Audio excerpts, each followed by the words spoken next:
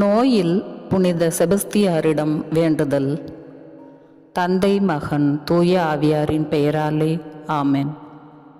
போர் வீரராகி ரோமை அரசினால் துன்புறுத்தப்பட்ட கிறிஸ்தவர்களுக்கு ஆறுதல் தரவும் மறைசாட்சி முடிபெறவும் பேறு பெற்றவரான புனித செபஸ்தியாரே, என் பேரில் இரக்கமாயிரும்.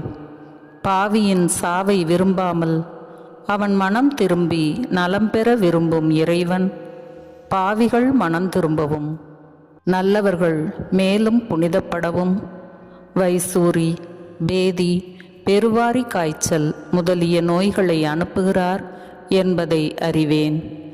இந்த நோயில் உமது உதவியை கேட்டு மன்றாடுகிறேன்.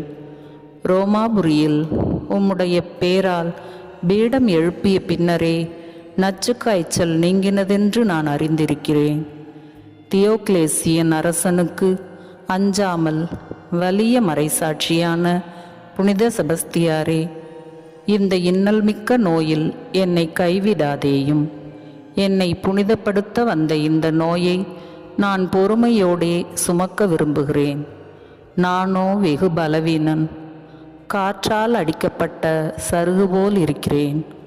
கடலில் கிடக்கும் துரும்பு போல் தத்தளிக்கிறேன். இறைவனுடைய சினத்தை தாங்க நான் வல்லவன் அல்லவே.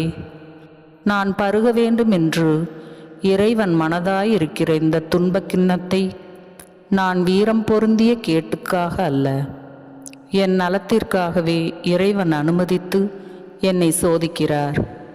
நான் இன்ப நாளில் அவரை அன்பு செய்கிறது போல் துன்ப நாளிலும் அவரை அன்பு செய்வேனாக.